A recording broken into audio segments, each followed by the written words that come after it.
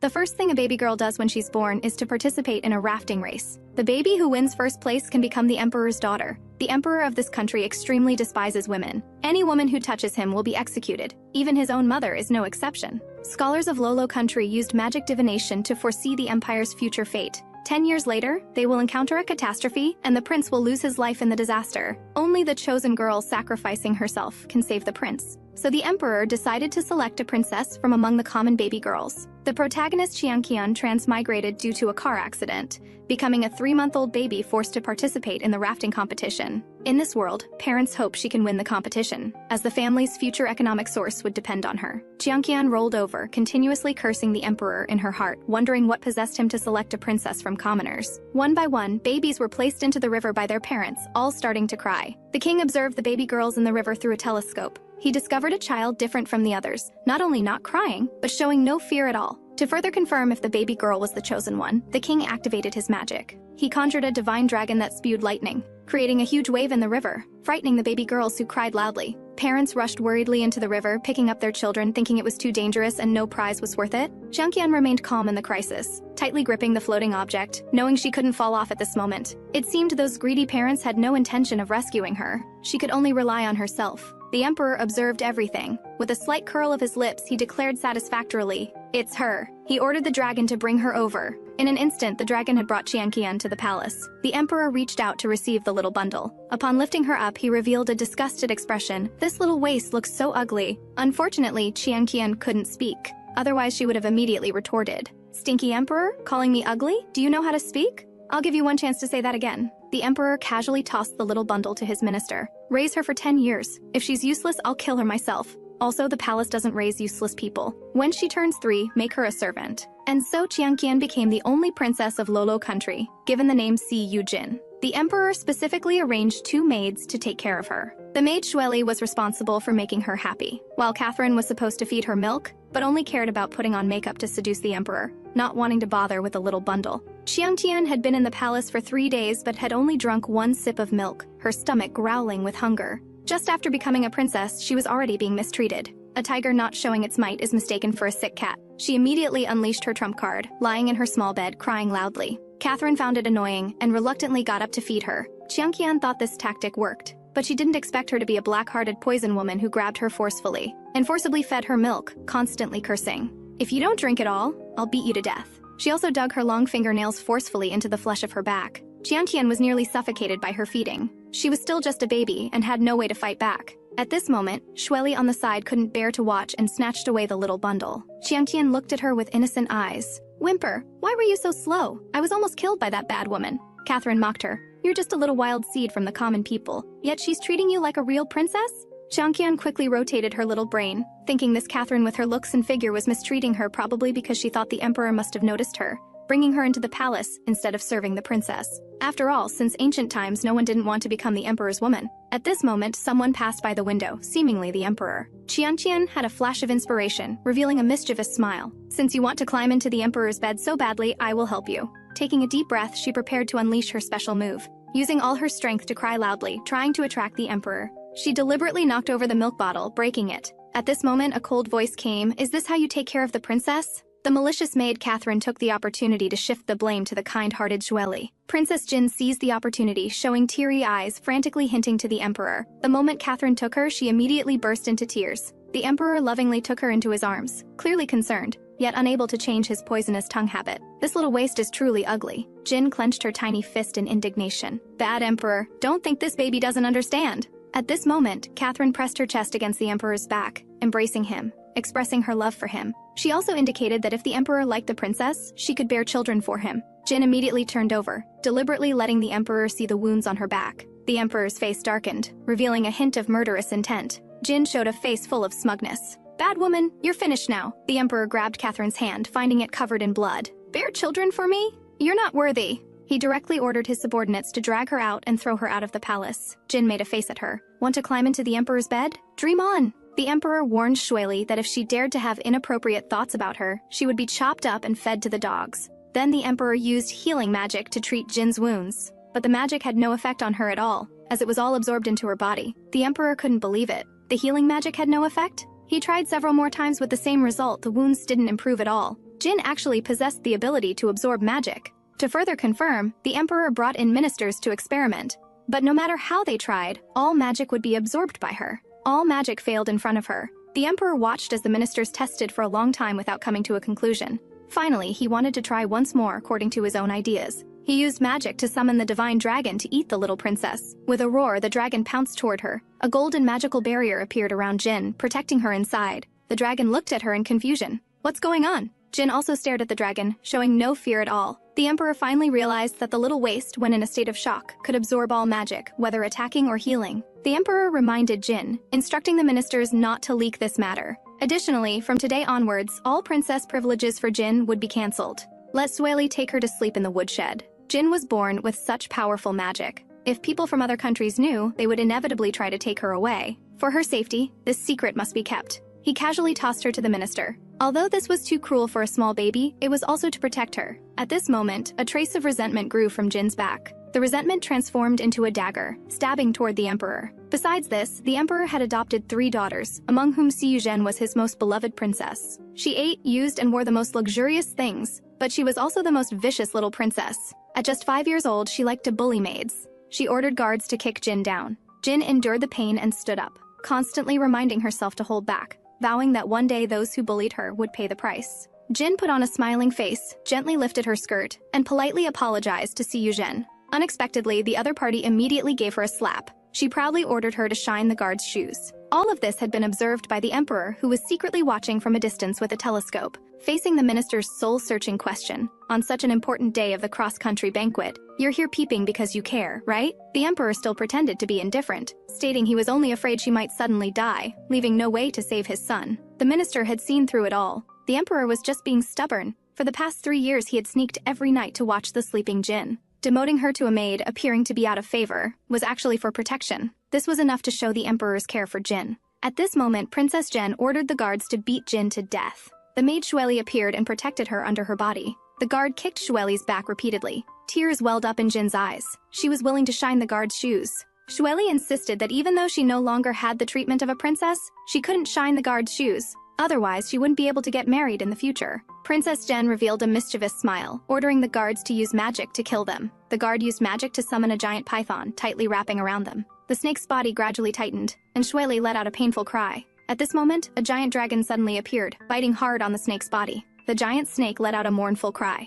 In an instant, both the giant snake and the guard were torn to pieces by the dragon, turning into powder. Princess Jen opened her mouth in surprise. How did the guard and the big snake die? Jin immediately recognized that it was the emperor's dragon. Could he be coming to save her? A handsome man descended from the sky. It was the emperor. Princess Jen cried and threw herself into the emperor's arms. She cried while reporting what happened. Someone had killed her guard, and she wanted to kill that bad person with her own hands to avenge the guard. The emperor, with a gloomy face, revealed a hint of killing intent. "A commoner dares to try to kill me?" He then threw her to the ground, ordered people to take off her fine clothes and put them on Jin. The emperor picked up Jin in her fine clothes and took her to the cross-country banquet. The guests from various countries thought the child he was holding was the rumored beloved Princess Jen. The emperor sat on the dragon throne cradling Jin. Princess Jen, wearing a maid's outfit, sat with a bitter smile on the chair beside him. The emperor gave her a cold look. "You're not worthy to sit here." He used magic to lift her up, throwing her hard to the ground. Then he changed to a doting expression, putting Jin in that position. With a face full of smiles, "This position is suitable for you to sit, my Jin princess." Jin was touched, tears welling up in the corners of her eyes. "Are you treating Si Yuzhen like this to avenge me?" At this moment, a noblewoman surprisingly recognized that this was the rumored Jin princess who always slept in the woodshed. Wasn't Princess Jen the emperor's most beloved? The emperor personally picked up a piece of delicious food and fed it to Jin. Jin opened her small mouth in a daze, her little brain spinning rapidly. "Damn, emperor, you're being so gentle to me today. Who knows what big move you're planning behind this?" After eating, the emperor used his slender fingers to wipe away the residue from the corner of her mouth, looking at her with full affection, not knowing that danger was approaching. Si Yuzhen, having lost the emperor's love to Jin, harbored a seed of hatred. "Given the chance, I will definitely kill you." The noble princess feeding the lowly maid, and being forced to wear the dirty maid's outfit. She was the emperor's most beloved princess. Yet her father's immense love was snatched away by a maid. What she didn't know was that all of this was a play carefully arranged by the emperor. Adopting her was just to create a scapegoat for his beloved princess. 3 years ago, the emperor discovered his beloved little princess had the ability to absorb magic. To prevent the Kaka country from discovering and killing her, he wasn't hesitant to demote his beloved daughter to a maid. However, at the cross-country banquet, the emperor employed the same tactic again, aiming to mislead the Kaka king into thinking his beloved daughter was Princess Jen. His elaborate operation did successfully mislead the Kaka king. Yet one action of the emperor put his beloved daughter Jin Princess in danger as well. He fiercely drove Princess Jen out of the banquet hall, leading to random speculation from the noblewomen this Jin Princess is really capable. Princess Jen has actually been driven out. The emperor's gloomy face revealed a hint of killing intent. He wouldn't allow others to speak about his beloved daughter this way. Magic gathered in his palm, preparing to kill these gossiping people. Princess Jin noticed his abnormality and held his large hand with her small one. The magic instantly disappeared. Jin looked at the emperor with innocent eyes. Daughter suddenly feels unwell and wants to go back to rest. Her little brain spinning rapidly. Damn, emperor, are you crazy? Actually wanting to kill people on such an occasion.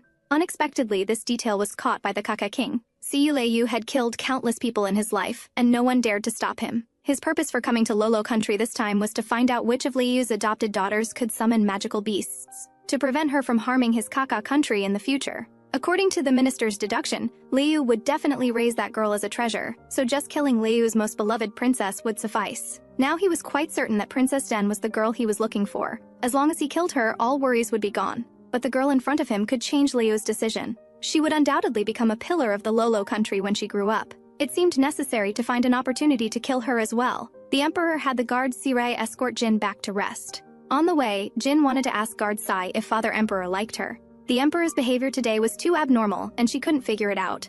Unexpectedly, rustling sounds came from the woods. Sirai sensed killing intent slowly approaching and told Jin to stand still and wait for him. He would go deal with those lurking dogs. Jin's heart pounded wildly. Would something happen? Unexpectedly, Siyu Jin suddenly appeared. She pressed her to the ground and furiously attacked her. Siyu Jin, you made me suffer great humiliation today. I will kill you. 100 meters below the Lolo Palace, a girl with her eyes covered by a handkerchief was observing all this. She was Princess Mei, possessing the ability to observe. She accidentally observed that Princess Jen and Princess Jin were fighting. Tears flowed from the corners of her eyes. Since being adopted by the emperor, she had been confined here, unable to go anywhere.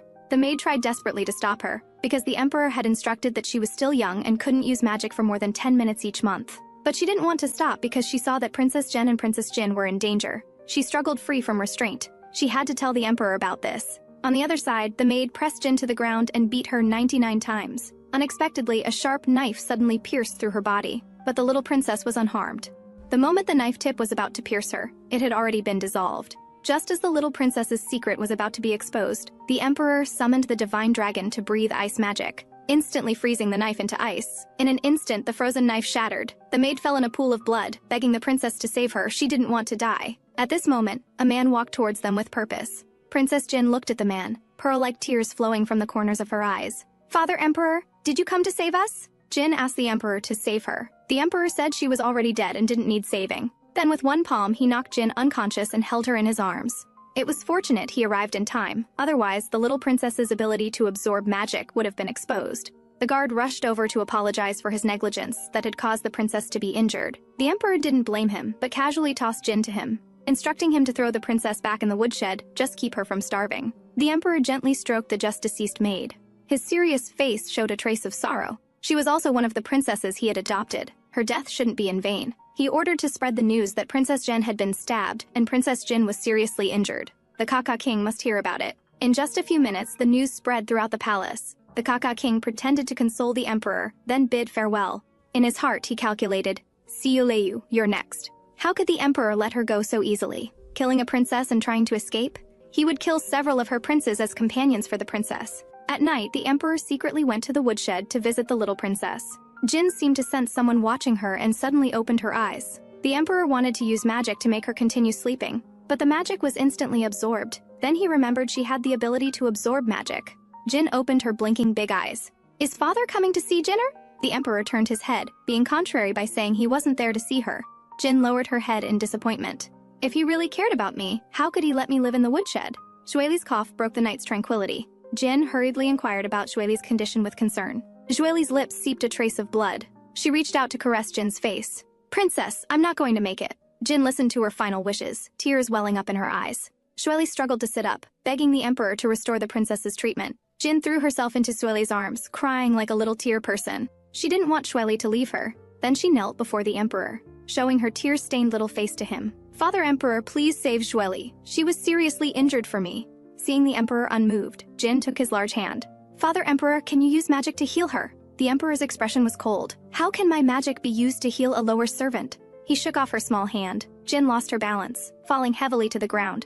She reminded herself inwardly, "I can't cry." She struggled to get up from the ground. "Damn, Emperor, I've begged you so humbly, yet you treat me like this."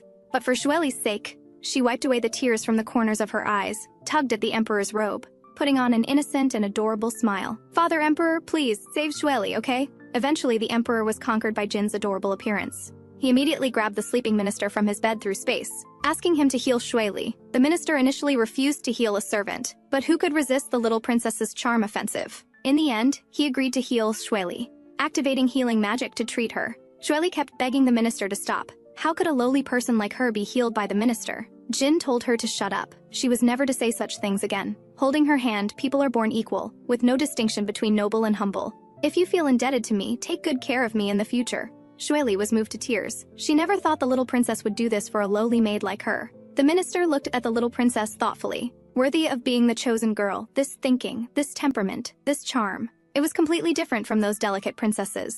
After the treatment, the minister reported to the little princess that Xueli was out of danger, and that ordinary physical harm would be difficult to hurt her in the future. Jin lifted her small skirt with both hands, smiling at the minister in gratitude. Unexpectedly, the emperor became jealous and left without a word. The next day, Princess Jin was arranged by the emperor to dine outdoors early in the morning. "Isn't it nice to eat in the woodshed?" Flying to this mosquito-infested place to eat.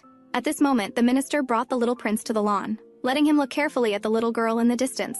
"She is your future wife. 7 years later, you will face a great tribulation and lose your life in it. Only that little girl can save you. Before that, you need to cultivate a good relationship. This way, the little girl will willingly sacrifice herself to save you." The prince looked at the little girl in the distance, lost in thought. He survived relying on the emperor father's magic. According to the minister's divination, he wouldn't live past 11 years old. Only the chosen girl could save him. However, the price to save him was a life for a life. He didn't want anyone to sacrifice for him, but he couldn't refuse his father's arrangement. To rapidly escalate their relationship, the emperor deliberately created a hailstorm, hoping his son could play the hero saving the beauty, winning Jin Princess's heart. The clever Jin immediately saw through it. This was the emperor's doing. "I don't know what the damn emperor is going crazy about, making hail. Does he want to kill me?" Taking advantage of the strong wind, the minister urged the prince to rescue Jin Princess. "This way, she will willingly sacrifice for you." The prince clenched his little fists, shouting, "I don't want anyone to sacrifice for me." The emperor's face was helpless. His son was really disappointing. The old man had to take matters into his own hands. He withdrew the magic he had just cast, muttering, "Little one, come on."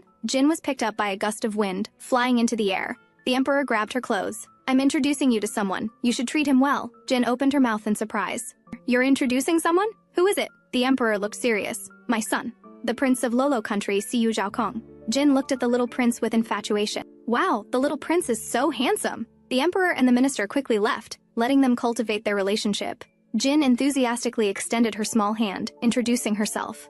"My name is Siyu Jin." Unexpectedly, the little prince pushed her down, threatening her fiercely, "Don't get near me." Jin endured the pain, forcing a smile. "The prince needn't worry about me." Inwardly thinking, the damn emperor likes to hit people, and his son is indeed no good either. I must endure. The prince tried to act fiercer. As long as he drove her away, she wouldn't sacrifice for him. "You're just a lower-class person adopted from the common people. Are you worthy of approaching me?" After saying this, he pushed Jin down again. Seeing that the prince had bullied her and was about to run, she couldn't endure it. Waving her little fists, chasing and scolding, "Being a prince gives you the right to defame others?" She then pounced onto the prince, pressing him firmly to the ground. The prince's cheeks turned slightly red. What does she want to do to the prince? The 3-year-old girl just made eye contact with the prince. Her stomach suddenly enlarged. She rolled on the ground back and forth, looking like she was pregnant. Her stomach was as big as a ball. The prince was also confused. Had she been impregnated by him? Even the emperor was at a loss. All the magic he used was absorbed. Princess Jin felt abnormally hot, and her stomach felt like something was trying to burst out, making a sizzling sound. Could it really be a baby? Although she had transmigrated, her body was only 3 years old. Even in her previous life, during her relationship with boyfriend Xiao Yi, they had only held hands, not even kissed. This was too absurd. Jin originally just wanted to teach the arrogant prince a lesson. She didn't expect to use too much force and hurt him. Seeing the emperor healing the prince with concern, she couldn't help but start to worry. She had injured the only prince of Lolo country. Being a disfavored princess herself, she feared the emperor would simply kill her. To save her life, she pretended her stomach hurt, but unexpectedly the pretense became reality. Accompanied by intense pain, Jin let out a pig-killing scream. The baby was born. Jin weakly fell unconscious. What was born turned out to be a panda. The panda affectionately licked her face. The Emperor's lips curled into a smile. The little one is interesting. She actually cultivated a magic creature on her own. Thinking that this little girl's magic talent was so high, rather than constantly protecting her himself, why not let her learn magic to protect herself? So he ordered the guard Sirei to restore Jin Princess's treatment, move her to live in the prince's palace, and study magic with him from now on. Jin only woke up late at night. Despite sleeping for a long time, she still felt dizzy and weak. She strongly suspected she had contracted some serious illness and had given birth to something. The maid Shueli comforted her, saying it was because she had overused magic, and that wasn't giving birth to a child. It was the magic creature being eager to see her. Jin heard the term magic creature for the first time and had no idea what it was. Shueli explained on the side. Magic creatures are conjured by magicians using magic. Everyone's magic creature is different. Most of them are animals. Magic creatures will grow stronger along with their master's abilities. When they grow strong enough, they can protect their masters. Jin understood immediately. So, that's how it was. She happily took the cute little panda. If it weren't for the pain of producing the magic creature, she would want to have several more. She couldn't help but imagine the ice-faced emperor's expression when giving birth to the giant dragon. The next day, Jin attended magic class with the prince. Princess May also attended the class, and they were both new students. But she always felt Princess May was special. At this moment, the magic teacher walked into the classroom. His family had been the magic enlightenment teachers for generations of emperors in Lolo country. Ika was the teacher responsible for teaching the prince and princesses this time. He happened to see Jin in the classroom, feeling extremely humiliated that he had to teach several girls of inferior bloodline. Seeing Jin carrying a magic creature, he became jealous. He released a large snake to bite her. Jin fearfully closed her eyes. The big snake swallowed the little panda in one gulp. She opened her mouth with teary eyes. My little panda was eaten! Teacher Ika didn't believe that a 3-year-old kid could cultivate a magic creature. Lower-class people just like to lie. He was the prince's teacher appointed by His Majesty himself. He could punish however he wanted. Even if he hit someone, he had backing. But it seemed he lacked insight. Even when beating a dog, one should check who the owner is. Jin Princess was the emperor's precious darling. Unfortunately, the emperor was watching everything with a murderous look. Go ahead and do it. I want to see how you'll make a flower out of this. Unexpectedly, the usually timid and cowardly little prince stepped up as a hero today. With this prince here, no one can hurt my sister. Don't mistake this little master for a sick cat if I don't show my might. With this stance, Teacher Ika was knocked out in no time. Princess May beside them was frightened to tears. The emperor had already perceived everything and swiftly joined in. Ika, who hurt you? Seeing the damn emperor coming to question, Jin became uneasy. After all, the prince hit the teacher for her sake. She couldn't let him be severely punished. Unexpectedly, Ika complained to the emperor that Jin Princess had hurt him. The prince was his own son. Reporting him would be like throwing himself into the fire. The emperor looked at Jin with cold eyes. Did you hit Teacher Ika? You know he's not only Zhao Kong's teacher but also the son of my mentor. Facing his father's questioning, the prince instantly wilted.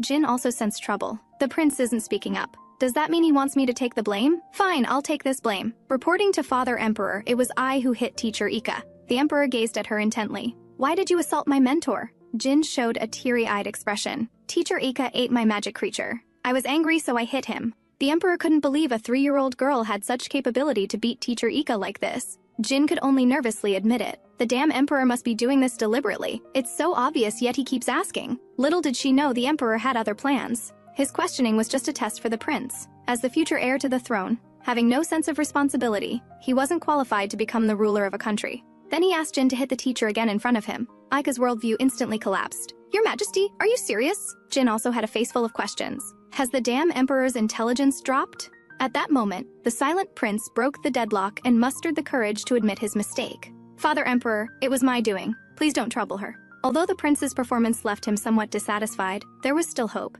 However, this wasn't enough. He needed to push things a bit further. He threatened Jin, telling her to hurry and strike the teacher, or he would execute her immediately. Jin felt utterly exasperated, thinking she'd be dead either way. This despicable teacher had eaten her little panda, and now she had a chance for revenge. She would go all out. She'd deal with him first and worry about the rest later.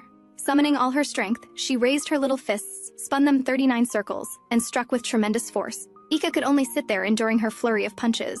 He had thought a child's blows wouldn't hurt, but unexpectedly, this princess possessed astonishing strength. He felt like his bones were being shattered. This left Ika feeling deeply humiliated, a lowly person daring to strike him. He immediately released a snake to bite Jin. The prince swiftly caught the small snake.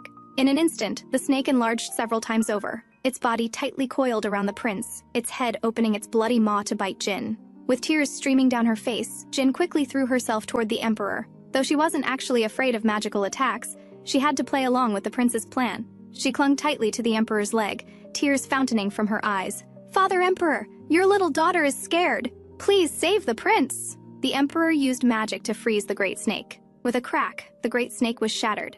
Ika knelt and begged for mercy, still harboring hope. His Majesty surely wouldn't punish him. After all, his family had existed for nearly 1,000 years. Unexpectedly, the emperor immediately threw him out the window. Not giving him a severance package was already merciful. It seemed this Ika had a powerful background. The little prince's heroic moment was briefly satisfying, but he ended up seriously injured as a result. However, because of his heroic rescue, their relationship underwent a subtle change. Meanwhile, Ika was thrown out of the palace by the emperor for seriously injuring the prince. Princess Jin heard that the prince was severely injured, so she and Shueli came to visit Prince Qianqian. The healing physician Loki used magic to treat the prince's wounds, but the results were disappointing. Not only did the prince fail to improve, he coughed up blood and his teeth fell out. Though each time his teeth fell out, the emperor would use magic to help them regrow. Jin found the prince's symptoms somewhat familiar, and couldn't help but use her small hands to lift the prince's chin for a closer examination. Although physically only 3 years old, she was a reincarnated high achiever. Looking at the prince's symptoms, if she wasn't mistaken, it was scurvy. He just needed more vitamin C. But who would believe the words of a 3-year-old child? For the prince's sake, she had to risk making an attempt and suggested to Lord Loki that she would like to try treating Prince Zhokong's illness. Unexpectedly, this angered physician Loki, an illness he couldn't cure, and now a 3-year-old girl suggested she wanted to try? It was simply not taking him seriously at all. He was a top magical physician renowned across many countries. The emperor also felt that a 3-year-old little girl couldn't know anything and promptly pulled her away. But Jin still wouldn't give up. Risking Loki's displeasure, she suggested that perhaps the prince's illness had nothing to do with magic. This instantly enraged Loki. There was nothing in the world that magic couldn't solve. Where did this wild girl come from, daring to question his medical skills? To convince Loki, Jin first praised magic as indeed powerful. But according to historical records, humans had possessed magic for merely 10,000 years. So before the age of magic arrived, humans treated illnesses using other methods, such as medicinal treatments, spiritual healing, and even psychological therapy. Therefore, she believed that Prince Xiaokong's symptoms might require something other than magical healing. After listening, Loki was greatly surprised. Could a 3-year-old child really say such things? When he was 3, he only knew how to play in the mud. The emperor beside them also fell into contemplation. Even he had to exercise patience to read those historical texts. So how could a girl so young have the focus to read them? His lips couldn't help but curl into a smile. Since that's the case, you may try. But if the prince's condition doesn't improve within a month, I won't let you off easily. Physician Loki was shocked at the emperor's decision. Falling to his knees with a thud, the prince's condition wasn't something to be trifled with. How could they let this girl casually experiment? At this moment, the weakened prince rose from his bed and walked toward Jin. I believe in you. You'll definitely cure my illness, right? Bolstered by the prince's confidence, Jin also confidently promised to do her utmost to cure his illness. However, they would start tomorrow. Zhueli worried that Jin had made a terrible mistake and began packing their belongings, preparing to flee in the night. But Jin told her to put her mind at ease. She was a very capable little princess after all. These past 3 years had been truly difficult. If she could cure the prince's illness, they could finally live a good life. She didn't want to be bullied by others anymore. She asked Zhueli to trust her. Zhueli was moved to tears, not expecting the little princess to consider her so important. Little did they know that the emperor was observing everything through a telescope. But today he received an unexpected surprise. From Minister Lota, he learned that the princess had been speaking since she was 4 months old.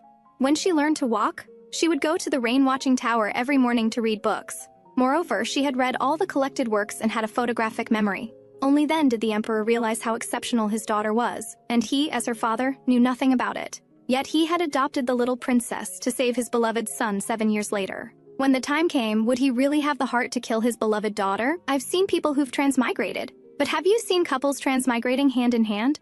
And not only that, one is a beloved little princess, while the other is a neglected little prince. Transmigrating together was one thing, but the male lead accidentally became the enemy's son. Xiao Yi transmigrated to a magical world after a car accident. This body possessed immense power, rampaging at birth, killing its mother before dying soon after. When he arrived through transmigration, he saw corpses everywhere. A man with ambition in his eyes picked him up. He thought the man would kill him, but unexpectedly the man revealed a sinister smile. My son, with you, I can destroy the other countries and unify the world. The man was Kaka's king, Nangong Changyuan. The original host was Kaka's 17th prince, Nangong Mingxi. The Kaka king had high hopes for him, but by age 7, he still hadn't developed a magical familiar. This made Nangong Changyuan increasingly violent, and he was whipped daily. During an international banquet, Changyuan had killed a princess of King Siyu Liu of Lolo country. Unexpectedly, Liu then killed 3 of his beloved sons in retaliation. In a fit of rage, he released his magical familiar and banished Prince Mingxi from the palace. Little did he know that Mingxi had been hiding his talents to avoid becoming the Kaka King's killing tool. He decided to conceal the fact that he had conjured a magical familiar at age 3, though his familiar was different from others. Others had animals and beasts, while his was an adult version of himself. Mingxi's current abilities weren't sufficient to oppose the Kaka King, so he could only bide his time until he was strong enough to confront him. However, Lolo Country's Princess Jin and Prince Zhaokong conjuring magical familiars at such young ages was quite interesting, so he decided to meet them in the dead of night. With a swoosh, he took flight, reaching the Lolo Palace in just 3 seconds. He broke through the barrier effortlessly. The Emperor sensed an intruder and telepathically summoned help. Seeing that the intruder was a young man, the Emperor lost face. In all these years, only one person had dared to intrude into the palace, and he was determined to teach him a lesson. He summoned a divine dragon to attack him. Mingxi sensed this person's powerful magic was beyond his ability to defeat. He could only seize the opportunity to escape. Even though he managed to flee, he was severely injured. His foot was still firmly grasped by a dragon claw. In a moment of carelessness, he lost his footing and fell. Unexpectedly, a little girl was staring at him in terror. He was about to crash into her.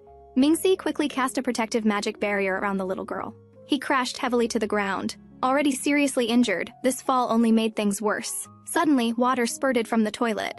The next moment, the toilet completely shattered. The little girl was still lamenting the heroic sacrifice of her toilet when she inadvertently noticed the dragon claw on Mingxi's foot. She immediately recognized it as the damn Emperor's giant dragon claw. Princess Jin carefully examined the boy before her. Could it be that the smelly Emperor wanted to kill him? Mingxi had heard that Siyu Liu specialized in killing women. This girl clearly couldn't use magic, and if she encountered him, she'd be doomed. He fiercely threatened that if she didn't leave, he would kill her. Seeing the little girl still standing there in a daze, he continued to intimidate her. Jin reluctantly played along. "Brother, don't kill me. This little girl will leave now." Mingxi continued to threaten. "If you tell anyone about tonight, I'll kill you immediately." Jin, ever the drama queen, pretended to be very frightened, then deliberately tripped on level ground. As she fell, she reached out and touched the dragon claw. The dragon claw was immediately absorbed by her. She squeezed out a few tears and continued acting, "I am in so much pain." Jin discovered she couldn't absorb the boy's magic, which meant he wasn't a bad person. Mingxi also noticed the dragon claw had disappeared and assumed his flames had burned it away. Jin cried out for him to help her up. Just as he helped her to her feet, a familiar voice came from behind. To protect her boyfriend. She claimed she was just out for a stroll. Little did she know her father saw through her little ruse immediately. He hadn't expected his beloved daughter to lie so effortlessly. And for another boy, no less. Did she still have room for him in her heart? This made her father intensely jealous. So he decreed that without his permission, she was forbidden from taking late-night strolls henceforth. It was the first time she'd seen such a jealous emperor. Even Minister Lota couldn't handle him. He was always the one comforting the emperor after these jealous tantrums. The person who entered the palace at night was a young man. Perhaps Princess Jin thought the boy was handsome. Unexpectedly, the emperor was comparing his looks with a young boy's. "Am I not handsome enough?" This left Lota momentarily speechless. How shameless could an old man be to compare himself with a fresh young face? Lota had a sudden inspiration. Perhaps that young man forced Princess Jin? The intruder easily broke through the barrier. The little princess certainly couldn't defeat him. That must be what happened. The emperor's eyes flashed with murderous intent. How dare someone treat his beloved daughter this way? Did they not value their life? So he decided to have John train Princess Jin to become an ultimate magic user within half a year, or he'd dock 20 years of salary. He also assigned the guard Sirei to protect his beloved daughter. Early the next morning, Princess Jin reported to the prince's bedchamber. The prince was eating breakfast, a bowl of green, foul-smelling, unidentifiable liquid. The odor was potent enough to make the living faint. Watching the prince contentedly feeding himself such revolting substance was astonishing. She snatched away the prince's bowl. Drinking this thing could kill someone, couldn't it? This greatly displeased physician Loki beside them. "Princess Jin, what do you mean by this?" Jin, with an innocent expression, pointed at the liquid in the bowl. "May I ask what this greasy green stuff is?" Loki felt rather helpless. "Does the princess think I'm giving the prince poison?" He took the bowl and explained to her. It was the heart blood of a baby divine dragon. Prince Zhaokong was frail and couldn't chew regular food, so he could only consume liquid diets. Ordinary liquids caused the prince severe abdominal pain. Only the heart blood of baby divine dragons could be tolerated. Jin curiously asked if the prince couldn't even eat apples. Loki explained that the prince didn't eat such low-grade foods, not even other fruits. Now Jin finally understood why the prince's illness was so severe. He had never consumed vitamin C his entire life. Without the smelly emperor's protection and those foul-smelling medicinal herbs, the prince would have died long ago. She had to get the prince to start eating fruits. Otherwise, the complications from scurvy would make his life unbearable. Just then, someone came to report that there was trouble at Princess Jin's chambers. However, these troublemakers turned out to be her birth parents who had abandoned her. Faced with blood relations, how would Jin respond? Reflecting on her birth, she had been mistreated by her parents from the beginning. She never received a drop of milk. When starving, they would only give her some flour paste. Her parents valued sons over daughters, believing girls were just money losers. Therefore, in the empire's drifting competition, they unhesitatingly entered their infant daughter. They didn't care about their daughter's survival. Her existence was merely to supplement family income. Even if she died, it would be worth it. The girl was actually a reincarnated high achiever. She felt no attachment whatsoever to her birth parents in this world. Strong determination drove her to win first place, becoming the emperor's adopted daughter. Although the smelly emperor's attitude toward her fluctuated, it was infinitely better than her birth parents. Even as a princess, parents had one opportunity each year to visit their daughters. Other princesses all received visitors. Yet in 3 years, no one had ever inquired about her. Today, Princess Jin's birth parents suddenly visited, not for anything else but to take valuable items. Taking things was one thing, but they even injured her maid Xueli. How could Jin tolerate this? Xueli had raised her with devoted care. She loudly rebuked those shameless parents. "Get out! I don't know you!" Her birth mother became displeased and raised her hand to strike her.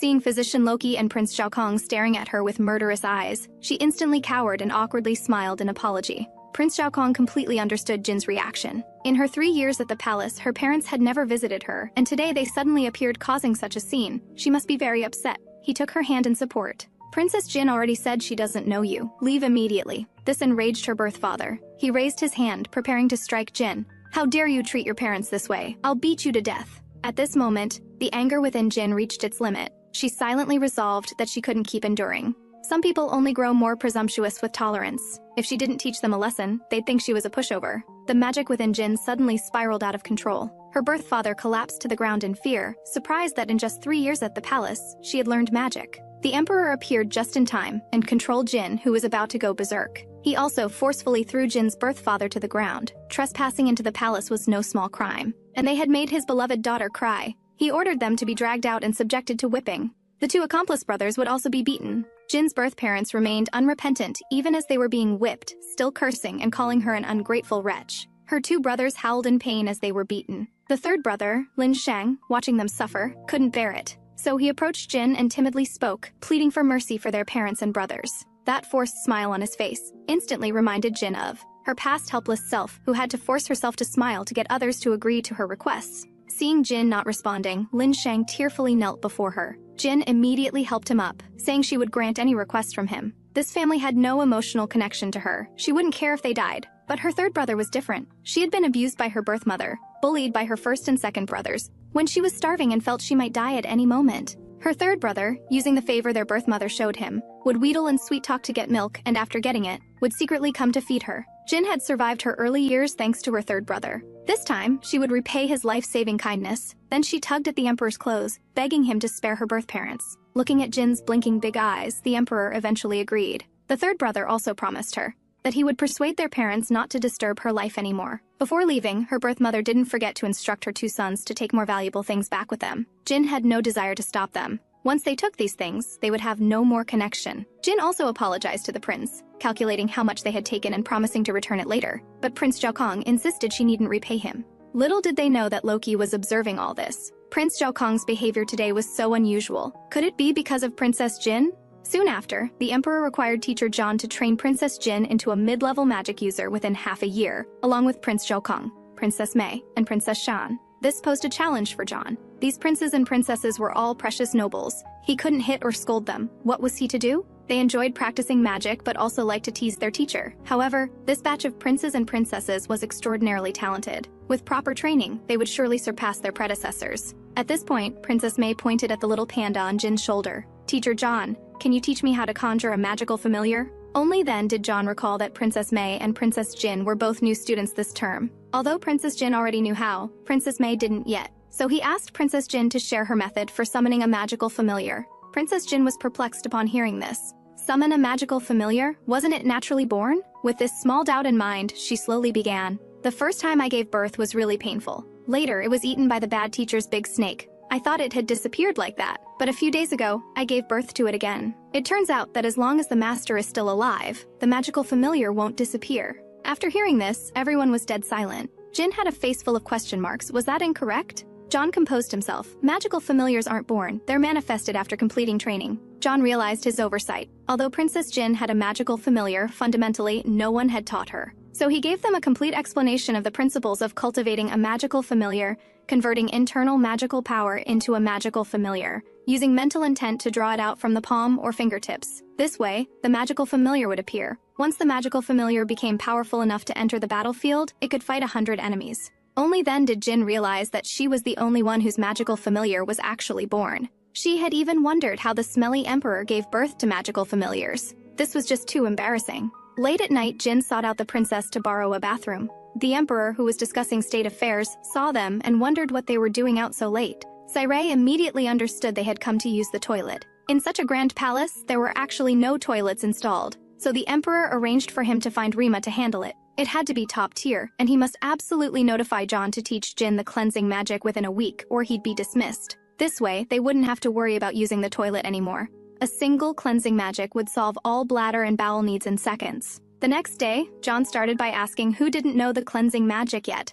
After asking around, everyone knew except Princess Jin. To avoid being dismissed by the emperor, he decided to teach her one-on-one after class. Today, they would continue learning how to summon magical familiars. He magically removed the prince's and princess's magical familiars and asked them to summon them using yesterday's method. The prince had already mastered the essentials and quickly summoned his magical familiar. Princess May also successfully manifested her unique magical familiar, a little butterfly. This was a very rare crowd control type magical familiar. In the entire empire, only Sairei possessed a crowd control type. Back in those days, he had only conjured his magical familiar at 13, the emperor at 10, Sairei at 11, and the three of them were known as the three heroes of Lolo country. Princess May, at just 3 years old, had summoned such a powerful magical familiar. Her future was limitless. Beside them, Jin learned quickly but failed in practice. After trying for ages, nothing appeared. Instead, her stomach swelled as if pregnant. No matter how she tried, she couldn't summon anything from her fingertips. She was so anxious she nearly cried. Little did she know the emperor was coldly observing everything. Then with a command, "Go eat that useless little waste," facing the dragon cub about to devour her, she extended her small hand in fear and pointed. A panda appeared out of nowhere, its eyes filled with murderous intent. The dragon cub froze in place, trembling with fear. The panda charged toward the dragon cub at high speed, delivering a devastating punch that sent the dragon cub to meet its maker. Then the emperor coldly looked at Princess Jin. "Have you learned now?" Princess Jin suddenly realized that Father Emperor had just been helping her summon her magical familiar. She hadn't expected summoning a magical familiar to be so simple and painless, but why had the smelly emperor suddenly appeared? The emperor explained that a child wanted to see her. Jin looked confused. Surely he wasn't introducing her to a suitor? The prince, seeing this, also became agitated and hurriedly followed. In the bedchamber, a red-haired boy was waiting for her. Xueli was sobbing beside him. The boy was Jin's third brother, Lin Shang. If it wasn't something important, he wouldn't have come looking for her. After inquiring, she learned that, after her parents took the items and were beaten, they returned home and became even more violent, smashing things daily to vent their frustration. Even worse, they found Xueli's parents, beat them severely, and even seized their house. Jin hadn't expected those parents to be so outrageous. She had even begged the emperor for mercy on their behalf.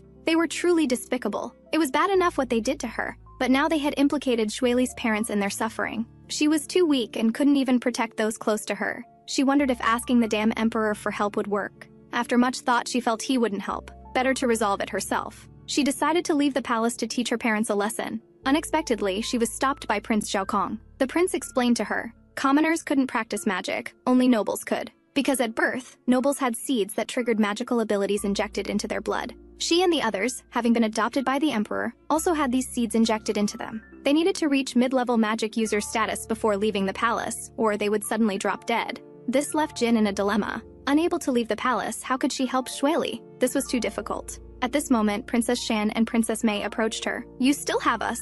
Princess May mentioned that her maid Lingxi could freely enter and exit the palace and could teach those parents a lesson. Princess Shan also took her hand, saying that Xueli's parents could temporarily stay at her house, and her father knew medical skill and could help heal Xueli's parents.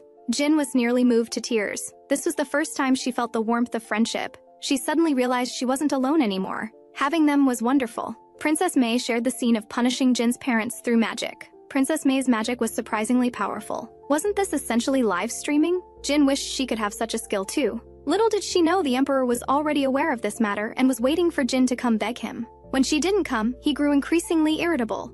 It was just like the saying, what you can't have is always most tantalizing. Why was Princess May so formidable? It all went back to the Zhugang clan. Years ago, there was a girl with innate special abilities. Even before birth, she could use illusions to manipulate people's minds. Though it was the lowest level of illusion, those controlled by her would revert to infant mentality, each sucking their fingers and calling for their mothers, and it couldn't be dispelled. This child had not yet arrived, but had already caused enormous trouble for the Zhugang clan. The tribe members were all helpless. To resolve the crisis, they could only seek help from the Lolo Emperor, because the Emperor's late Snow Queen was a descendant of the Zhugang clan. Before her death, the Queen had extracted a promise from the Emperor. If she ever died, and her Zhugang clan faced difficulty, the Emperor must help them. With this promise, Lingxi finally found a savior, but the Emperor stated he could only help them once. Faced with such a tricky situation, there was no alternative. Lingxi activated transmission magic to take them there quickly. Moments later, they arrived at the Zhugang mansion. The courtyard was filled with clan members with infant mentalities. The Emperor immediately saw the problem, following Lingxi directly to where the child was located. Rather than call it a child, it was more like a fetus. Possessing such powerful abilities while still in the mother's womb was truly unheard of. The Emperor dismissed Lingxi. He and John would handle this. No matter what they heard, they couldn't enter. The Emperor used magic to induce labor while suppressing the unborn child's magical power. He instructed John to deliver the baby. John broke into a cold sweat. Why should I deliver the baby? Couldn't Miss Lingxi do it? The Emperor urged him, move quickly. This child is too special. Clan members cannot deliver it or they'll be harmed. And I myself am cursed and cannot touch the opposite sex for too long. So it's up to you. John had never heard the Emperor speak so much, all to trick him into delivering a baby. This put him in a difficult position. He wasn't even married yet. If word got out that he had delivered a baby, he'd be a bachelor for life. The Emperor ignored him and used magic to lift the pregnant woman. He pushed John forward.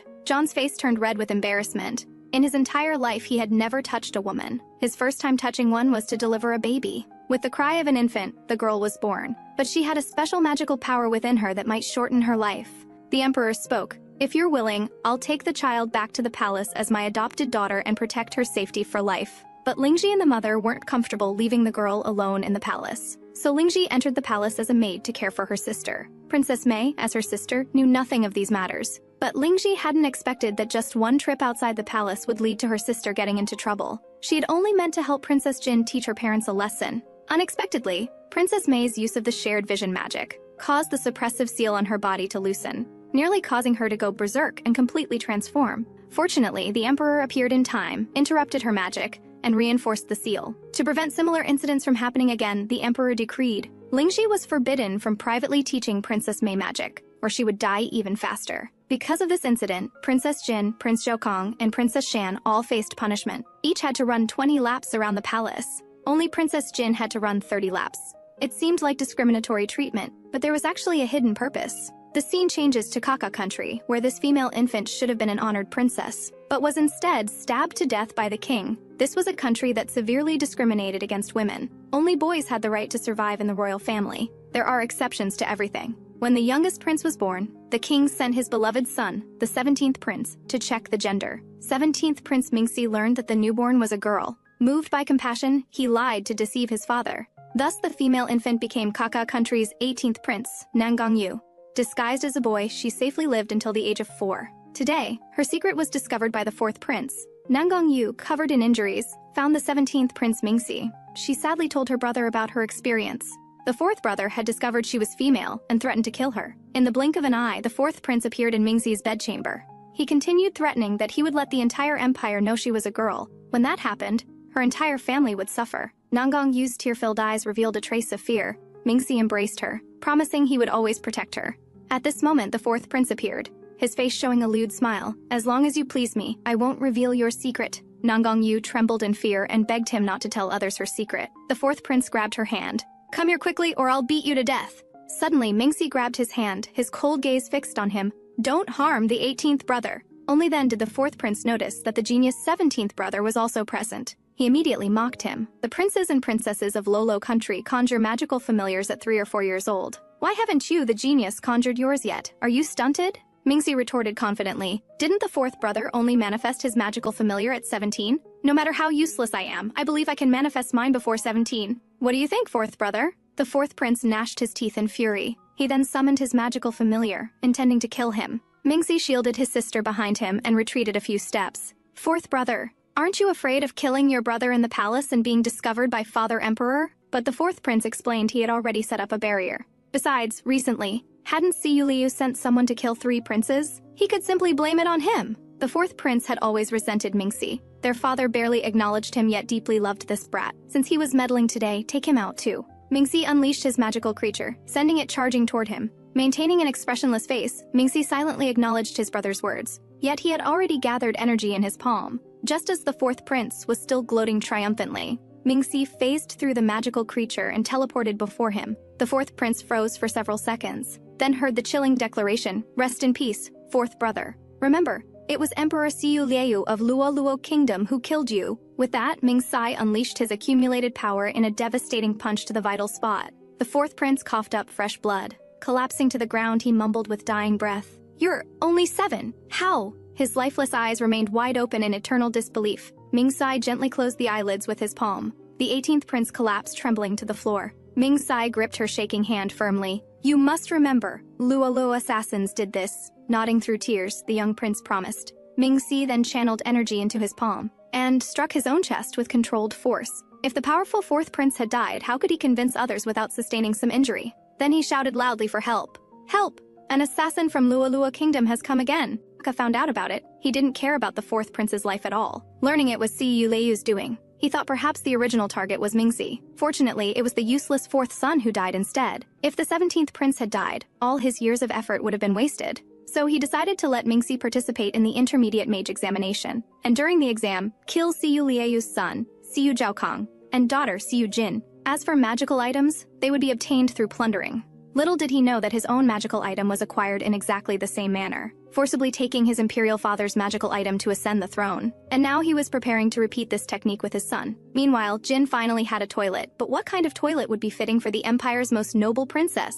Naturally, a 24K pure gold intelligent toilet, complete with BGM functionality to promote intestinal movement. The princess was so startled that she fled before even pulling up her little underwear. Better to find a proper toilet to solve the problem. After borrowing Princess Shan's bathroom, Princess Jin felt it was still early. Seeing the flowing water of the fountain, she decided to practice her magical control. Little did she know that Prince Zhaokong was hiding in the shadows, quietly observing her. Nearby, the physician Loki urged the prince to return to the palace to sleep. Prince Zhaokong insisted he had matters to attend to and would sleep later. Loki immediately realized that the prince had fallen for Princess Jin. Not only the prince, but even he himself had unconsciously grown fond of her. A voice came from behind. It was the demoted magic teacher Ika. He had always been a spy hired by the Kaka kingdom. His presence in the palace solely to gather intelligence for King Kaka. Having lost his position because of Princess Jin, he harbored resentment. And whenever he saw someone liking Princess Jin, he would find ways to slander her. He deliberately complained to Loki, saying he was removed from his position because of that little girl. Don't be fooled by her seemingly sweet and cute appearance, she's actually very scheming, even inciting the prince to beat his mentor. After hearing this, Loki began to doubt Princess Jin. Ika seized the opportunity to win him over. For the prince's future, let's work together to eliminate Princess Jin. At this moment, the emperor was still sleeping, completely unaware of the conspiracies being hatched. He suddenly woke from a nightmare, summoning Scholar Lota from afar. Lately, he had been dreaming of his deceased empress, Shu, leaving him feeling somewhat anxious. He asked Lota to accompany him for a walk to clear his mind. They unconsciously wandered to the place where the prince and princess usually practiced magic. They saw them engaged in a magical duel. Princess Jin used magic to control water, drenching the prince who didn't dodge, leaving him soaking wet. Seeing his improved condition, the emperor didn't want to interrupt and silently observed as a spectator. The prince, seeing Princess Jin's triumphant expression, launched a surprise attack, creating a trap beneath her feet. Jin's feet became stuck in the mud, immobilizing her.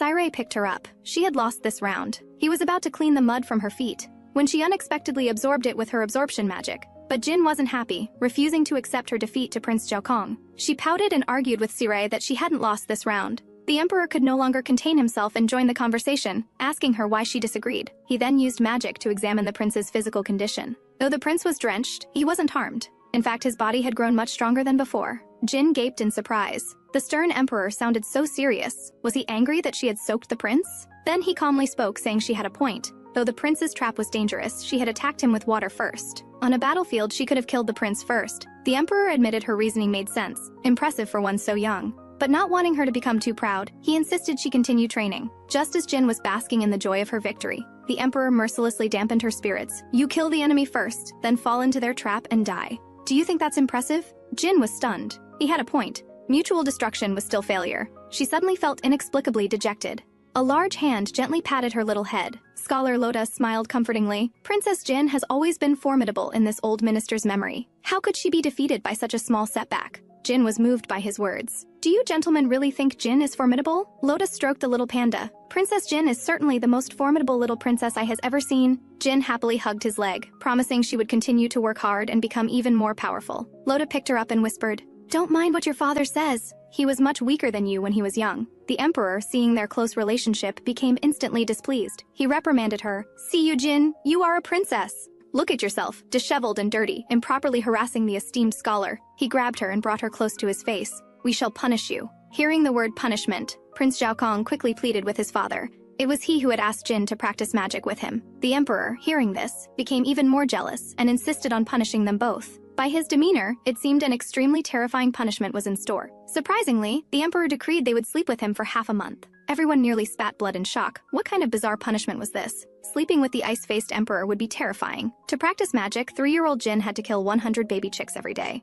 For each chick killed, her magic would increase by 1 point. But looking at the adorable baby chicks, she simply couldn't bring herself to do it. Her hand holding the knife trembled. This was the training her imperial father had arranged for her. In 2 months, the intermediate mage examination would take place. King Kaka had invited princes and princesses from all countries.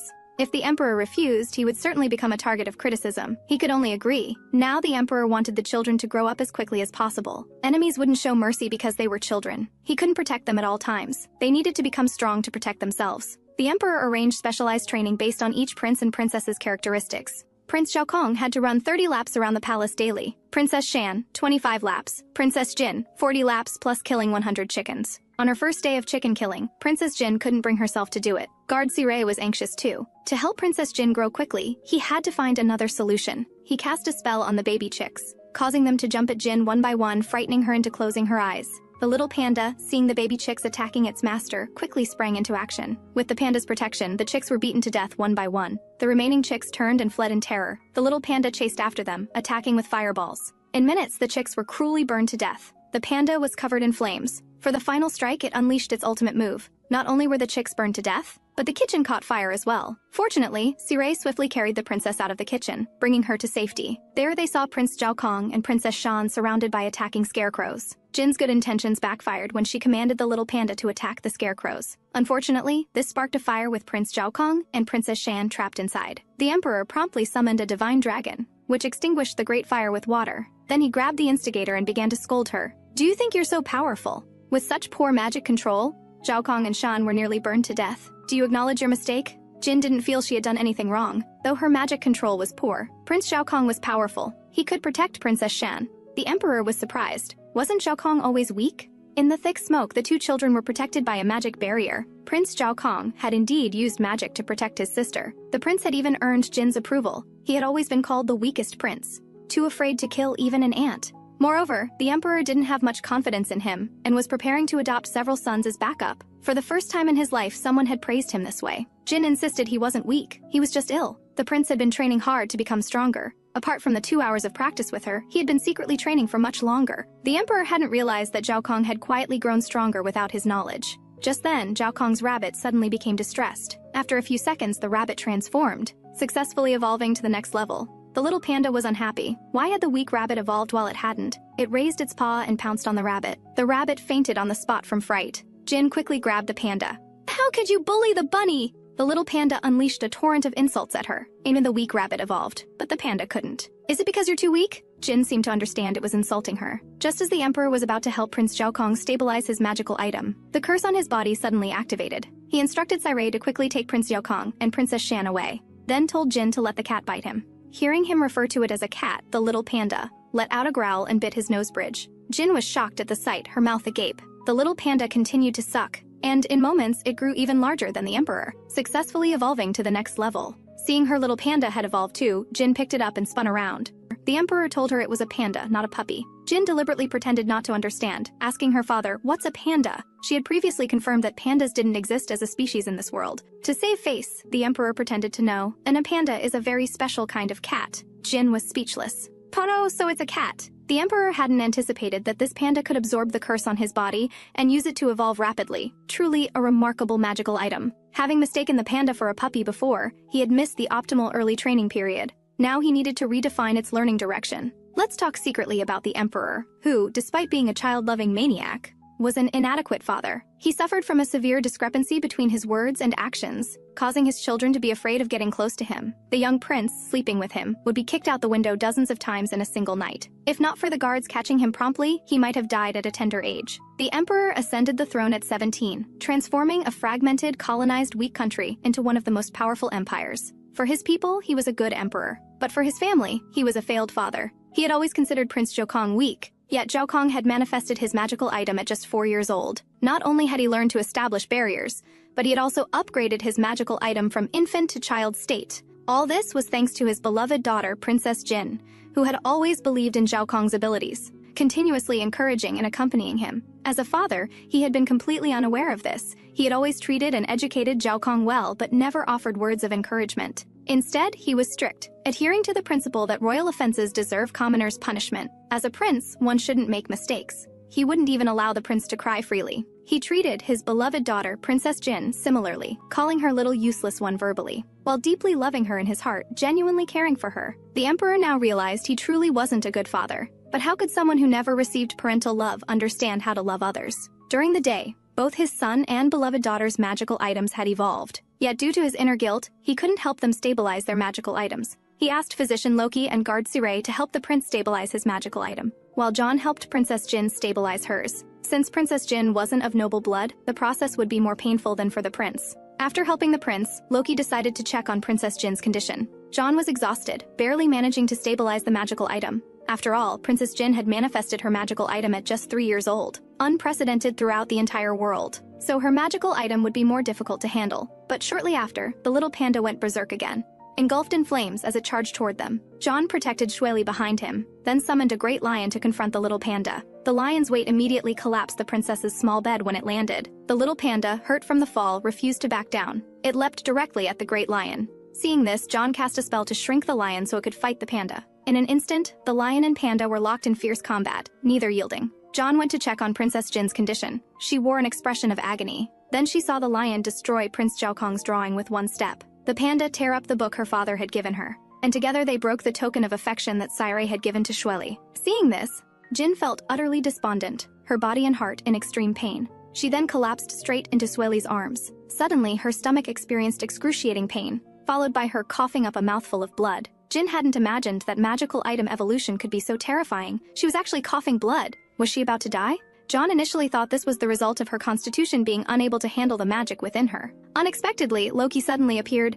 Oh no, she's been poisoned. John looked at Loki with confusion. Who in the palace would poison the princess? Loki produced an antidote for Princess Jin to drink. Jin painfully accepted the medicine. Despite its bitterness, she forced herself to drink it. Shueli anxiously shed tears. Jin, fighting through the pain, put on a sweet smile to reassure Shueli that she was fine. She even reached out to wipe away the tears from Shueli's eyes. At this moment, Loki had a revelation. Everyone loved Princess Jin not because she was manipulative, but because her kindness had melted everyone's hearts. He realized he had been deceived by Ika, leading to this grave error. Now he must find a way to save the princess.